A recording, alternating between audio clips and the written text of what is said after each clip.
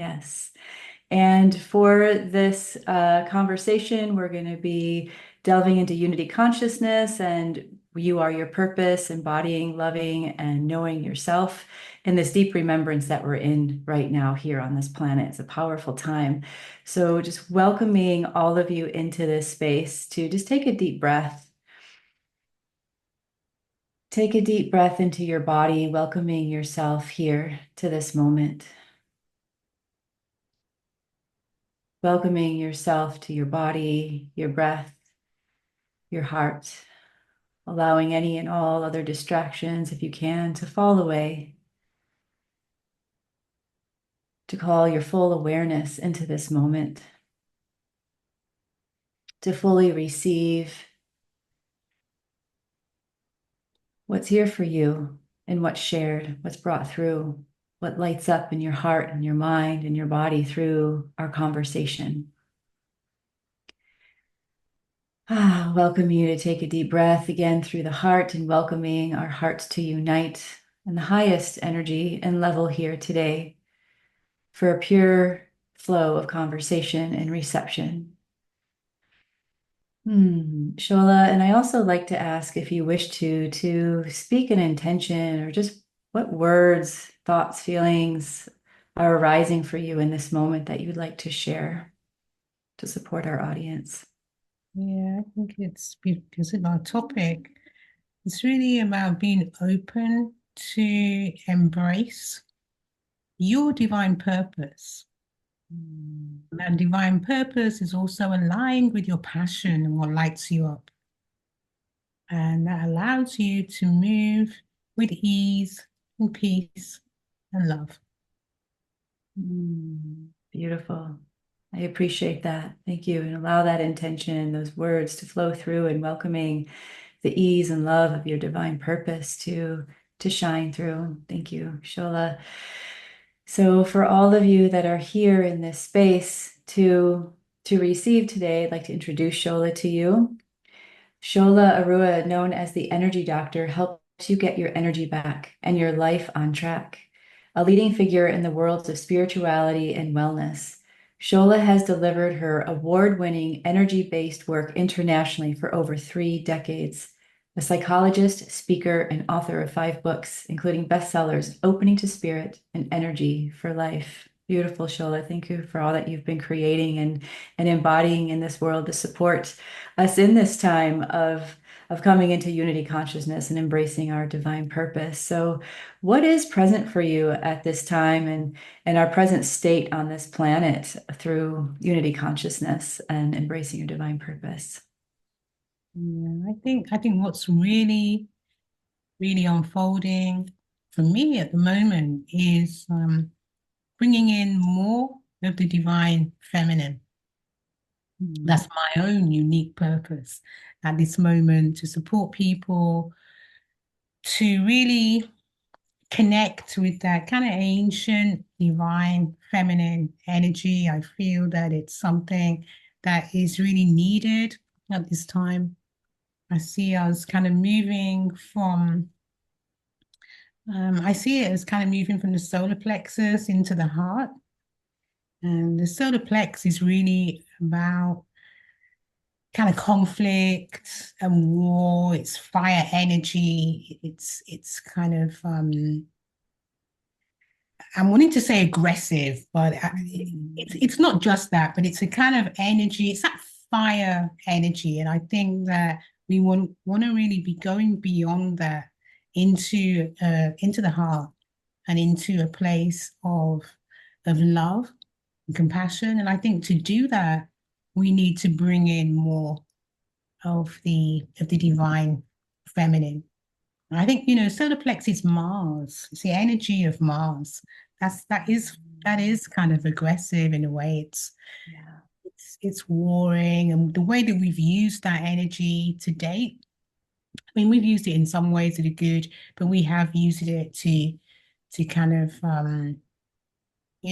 create bombs and missiles and all kind of things. And, much of which has been used, right, as we speak. And I do think it's time to kind of really herald in. a new paradigm, and that paradigm relates to the heart. Mhm. I know that my purpose is definitely to be kind of leading that change. And I know that so many other people are called at this time to do the same. Mm. Yes, yes, thank you. Yeah, absolutely. It's been really coming through very strongly to rest and expand our heart, to rest into the heart and expand our heart and welcome the healing that's available. And I appreciate what you're saying about the solar plexus because I feel that, the power struggles and the dynamics of the power and the control that have been so enveloped, in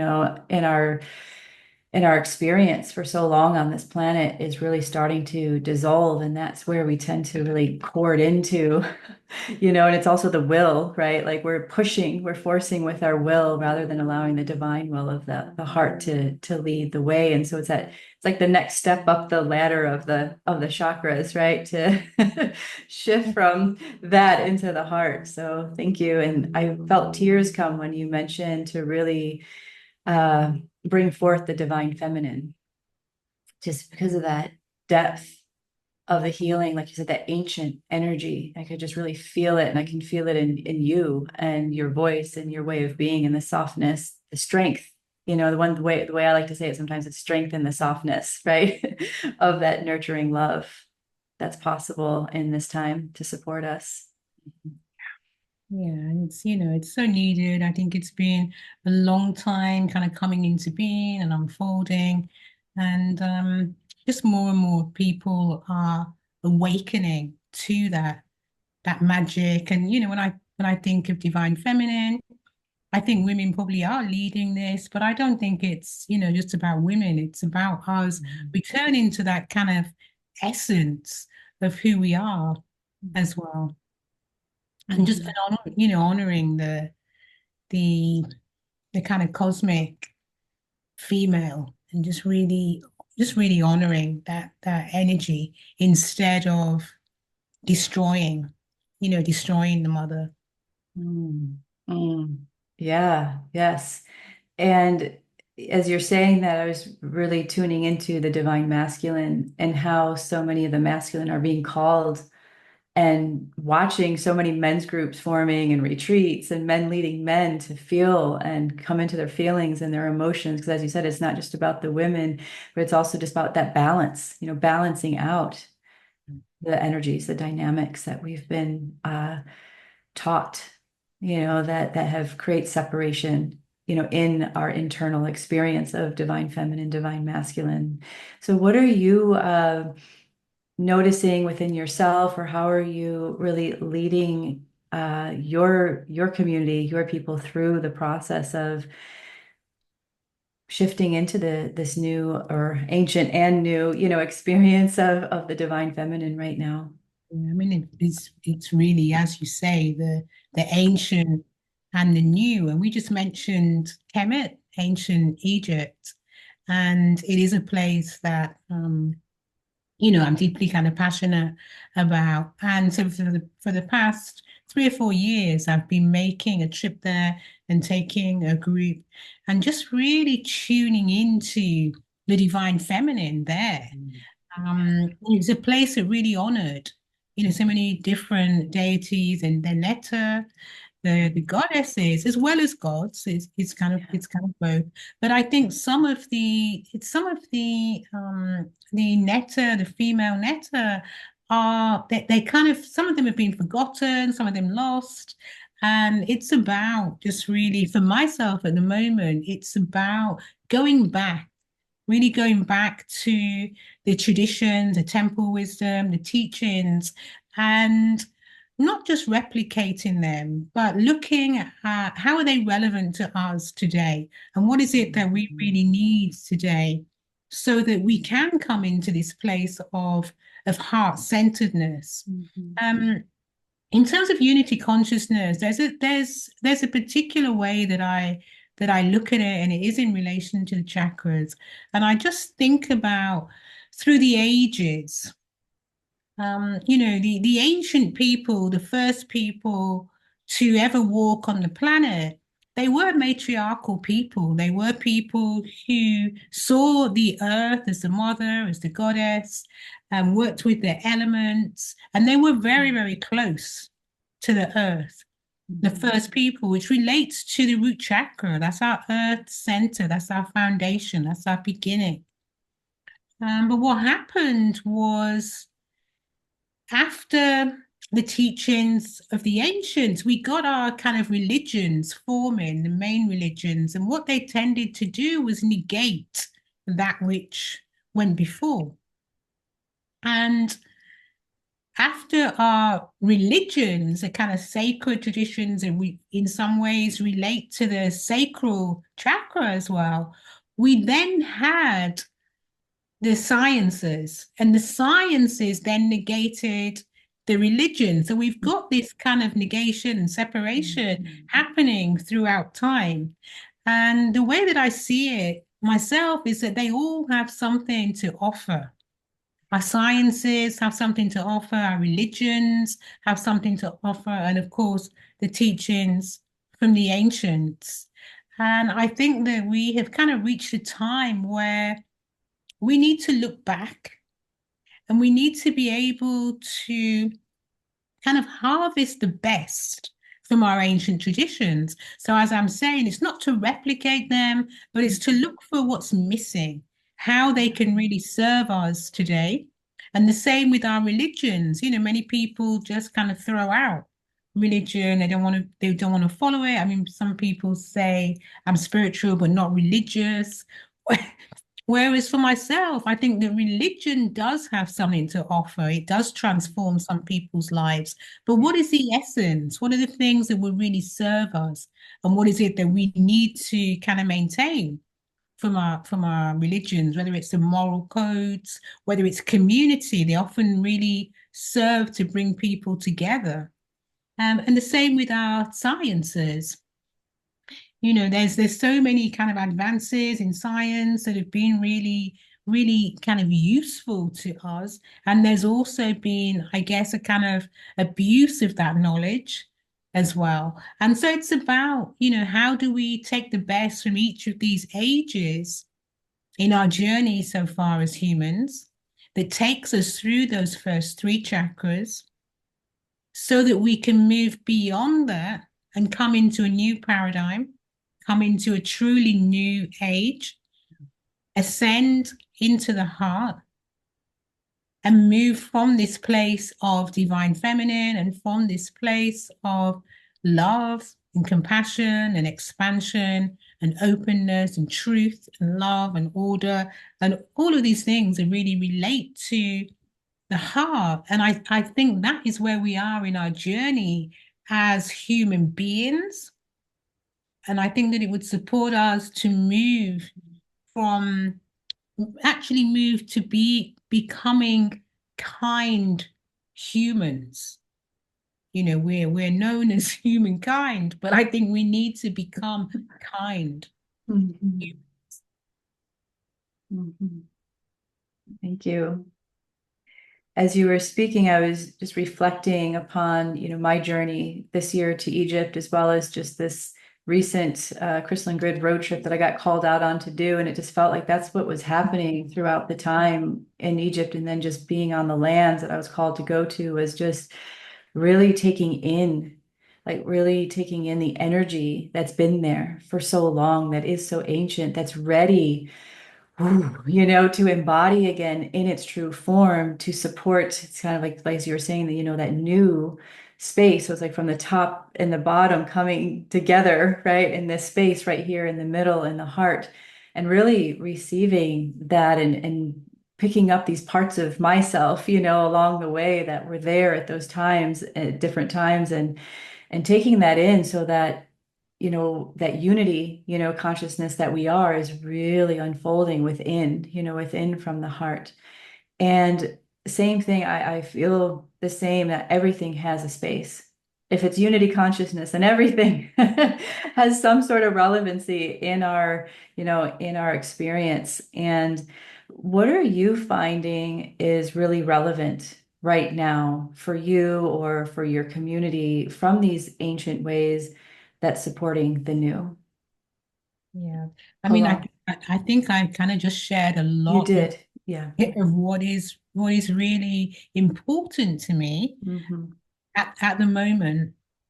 And I think it's about healing the heart. Hmm. I think that there is a kind of collective heartbreak Yeah. for so many reasons. And I speak as a Black woman, so historically there will be more than enough for my heart to break. But I think, for so many people, we're listening to the news on a daily basis and the different things that are going on in our time that are absolutely heartbreaking. And, are we going to continue in that way? Or do we look at, okay, how do we mend a broken heart? How do we heal? And how do we do that together? I'm talking about Mhm. unity consciousness. How do we do that Yeah. together? And so I think a lot of my work is about, looking at how we bring peoples together to heal and to heal the heart so that we really can ascend, that we can come from this place of expansion and also being in Mayat. My current kind of creation is Shechem Mayat, and it's about order, it's about justice, it's about love. That's the energy that I really think is just kind of waiting to be brought in by more and more people.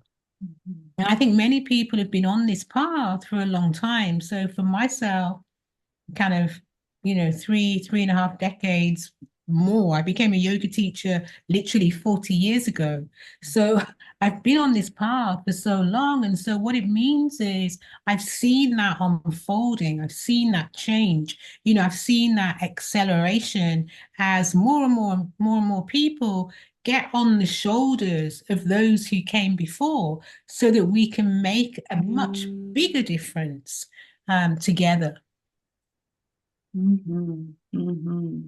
Community, togetherness, absolutely. I've been really tuning into just over the past week, especially with the intensity of, the recent new moon solar eclipse and the all that was coming through and all that's, moving on the planet right now in all these different areas of the weather and the elections and the wars and all of that happening. I was really feeling like I was moving through a lot of my own inner grief and the collective grief and my heart was just like, whoa, and just feeling like tears would just want to come and just noticing that, collective shadow that we're all, a part of in some way and moving through that to, as you said, heal. And and also noticing how many people are so willing to say, okay, that's happening.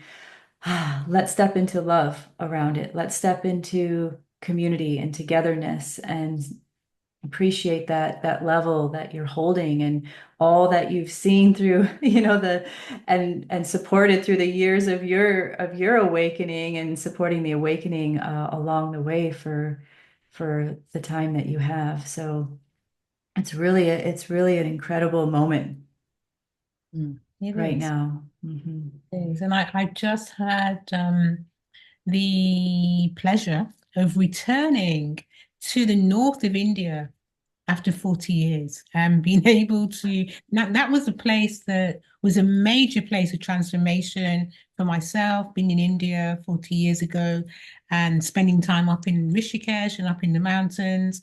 Prior to that, I'd been a fashion designer, so I was on a very different kind of path. And Hmm. I often see it as kind of the superficial layer, that kind of, get a new frock, change your life level of. And when I had the kind of pleasure of going to India in the early 80s, it allowed me to kind of see beyond that. And it was major. It was really major for myself at the time because I couldn't see beyond that before. And so, but I Hmm. knew there was something more.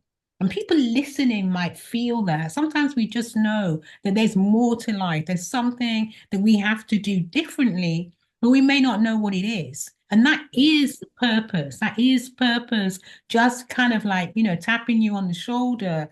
And we need to just listen to that, even when we don't know what it is, and allow that to come into greater being. And that was my journey kind of 40 years ago. And it's something that I'll be forever in a place of gratitude and appreciation for, because it changed everything, and it allowed me to be on purpose in my life. And I often say that my purpose is to kind of live on purpose with passion and peace. And the way that I do that is by supporting other people to be on purpose with passion in peace. And so just to return after 40 years and be at at the side of the Ganges, the ocean, the mother, after having been on the Nile, just to really connect with, again, it's a sacred feminine. These rivers, these networks, they're alive. There's just so much energy, so much power. And I think it's coming back to that, just really coming back from the superficial and being able to really return to the core, come back to that kind of core essence of who we are as purposeful, divine beings, move from that place, we would see a very, very different world, very different world. Yes. Thank you for listening to your nudge. Because I really feel the depth of your being, through your words and through your experiences. And I was feeling that as you were talking about the rivers and the ocean, and myself, I'm very connected to water and just nature itself. And so I was really tuning into, that relevancy of what has been, in our ancient traditions is really that gratitude, for and going to the waters, going to the oceans, going to the forests, going to, the places that we really are called to go to in our natural environment, and just giving such gratitude for life, and creating that co-creative, energetic experience. And such a lovely return. Feels like a nice cycle, right? And that you were able to receive and experience. And I really appreciate the live on purpose and passion in peace. Is what that brought forward was, oh, I could feel my heart just being like, in peace. Yes. Because so many times I notice this, and you probably notice this too. People come like, I want to live my purpose. And it's kind of frenetic and uncomfortable and, maybe fearful or doubtful and everything. It's like, wait, let's, I always just share, okay, you heard the nudge. Now Right. invite what's there, and just allow through, who knows, maybe a day, a week, a month, a year, but it'll show up because you're willing to receive. And I did the same thing at one point. I knew that I had to stop everything in my life and live my purpose.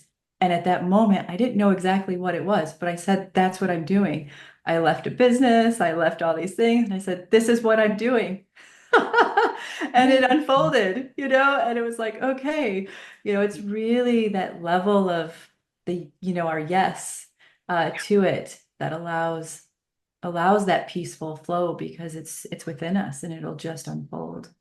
Absolutely, absolutely. And I think what I'm kind of, the commonality between what we're both saying, and when you mentioned kind of literally being in nature, what's coming up for me is to listen, just to kind of listen and to honor. So, if we're by the ocean, or if we are just, when we're just walking on the earth or by a tree, to really listen.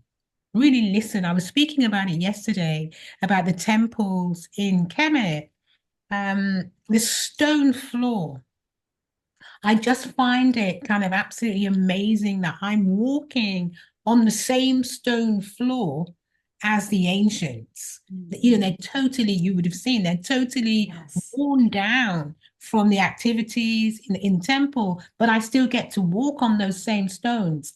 So when I walk on that stone floor, I listen Mhm. and it speaks. Mhm. I listen, and I'm walking in the footsteps of, the priests, the priestesses, the netter. They call the netter into the temple. I'm walking in the same footsteps.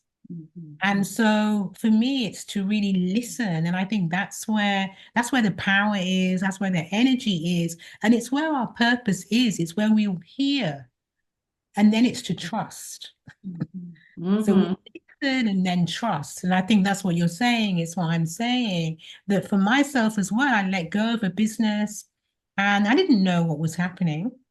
I didn't know what was unfolding, but I don't even know if I was trusting. I just, when you're young, you just kind of like, you know, but I mean, there is faith and there is trust in that.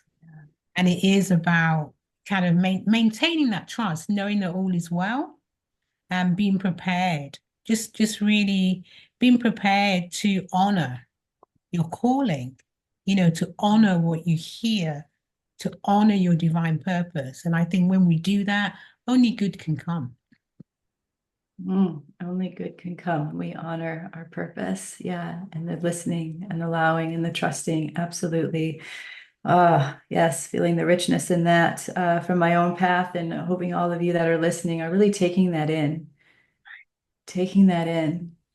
Because I know there's those moments where it's sort of like, ooh, we have the trepidation or we're hesitating, whatever. It's like, it's like when you go all in, we're really trusting that space. It's a beautiful experience. And I feel you just from my own experience. And I love to use your language, Kemet, because that's what it is, right? The ancient Kemet. And instead of Egypt, it's like Kemet in that space in the land. And I had the same experience walking in those temples and just feeling and just hearing. I could literally sometimes hear, what was going on before, in those rituals or those processions and those experiences and the honoring and the calling in and the sharing. And it was just really profound, and also experiencing that across the lands here that I was on in the USA just recently with the Native Americans, and just feeling the richness that's still kept alive, that's still there, in the living memory of the experience, embedded in the lands and the stone and really allowing ourselves to recognize ourselves as that. That's kind of one of the things I love to share is our body is the makeup of all of that. So if that's the truth, then listen, the body's intelligent. It's sharing the soul, it's sharing the heart, it's sharing all of that wisdom. I'm smiling because I'm about to burst into song because All right. there's a beautiful song by Sweet Honey in the Rock. and and they basically it's listen more often to things and to beings. Listen more often to things and to beings. It's the ancestors' prayer in the voice of the waters. It's the ancestors' prayer in the voice of the waters. I'll leave it at that. But Ooh, but it's I'm just like, let's go. but it's just beautiful. And that's what we need to do Oh, sometimes, is to just really listen, just listen to everything around us is trying to get our attention. And like as you say, all of those elements move within us. And the ancestors listened, they were able to understand the water, not just external, but the water within. They were able to understand the earth, not just external, but the earth within, and the fire and the air. And as a result of that, they created these amazing wisdom traditions that are still alive for us today, so that we can come into a greater understanding of them and, move into the future, just laying a foundation for those that will come after us as well. So we have that responsibility to do that. yes, the responsibility. Thank you for carrying it on and embodying it. Love the song. I'd love to hear the whole thing sometime. Sweet honey in the rock. Yes. Okay. Thank you. Oh, wow. So with that, do you have any parting words that you'd like to share for our audience? Yeah, I think I'm almost going to finish in the way that I started, Mm. because living on purpose with passion. So that means being alive. And actually, passion is the solar plex. When we use that fire energy, but we use it in a different way. So we're not warring with it, but we're using it to kind of like really light us up so that that passion is allowed to move and is allowed to flow. Think about the things that you're passionate about. Think about the things that people come to you for, the things that people ask you to do for them. So sometimes those things relate to your divine purpose. So we want to be able to live on purpose, and we want to be, fired up. We want to be passionate. We want to be really alive. And we also want to do that in a way that is peaceful in every way, so that we're walking on the earth in a way that is peaceful. We're being with ourselves in a way that is peaceful. We're open, loving, and peaceful with others. So it's about living on purpose with passion and peace. And I just want to say that I have a book. I have Mhm. a book that's called Embracing Purpose, Passion, and Peace. And I know that we're giving listeners a gift, but this is an additional gift since we're speaking around purpose. I will also see if I can find the link for embracing purpose, passion, and peace, and offer that as well as a gift to those who are listening today. Wow, that's really beautiful. Thank you for your generosity in that, 'cause I'd love to read it myself. And also, do you want to share the other free gift that you have for us as well, the complete chakra test? Yeah, I was trying to remember which one, but which one. But definitely get Yeah. your embracing purpose, passion, and peace, particularly if you're thinking about what your purpose is, because it's a kind of workbook, and it is a workbook that kind of helps you identify your divine purpose. And the chakra test, the complete chakra test, allows you to get a sense of your own energetic makeup, your own energetic signature. So we know we have the seven main chakras, but for each one of us, we have more energy moving through some, a little less moving through others. And what we want ideally is to come into a place of alignment. So what this complete chakra test allows you to do is to find out where your energy is kind of moving.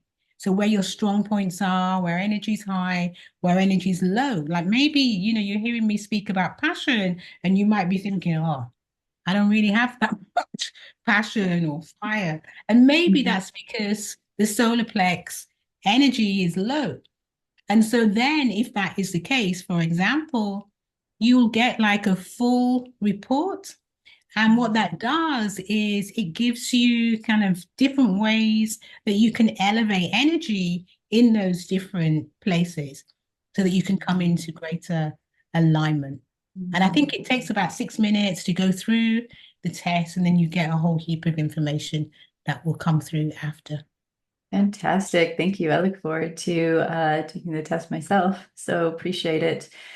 Oh, everyone, please click the link below to access your free gifts, hopefully from Shola, and connect with her more to really deepen that living on purpose and passion and peace. So thank you, Shola, so much for being here with us. I appreciate you and your essence and what you're bringing forth on the planet at this time. Thank you so much. Thank Appreciate you. you. Thank you so much for Yeah, inviting me. I'm loving your unity consciousness and all the work that you're doing in the world too. Thank you. thank you. Be well. Thank you everyone for listening. And if you haven't yet and you'd like to be able to listen to the beauty of this conversation over and over again, please sign up and grab your VIP package to support the event as well as all that we're creating on this planet together. Thank you so much. Enjoy your day. Be well.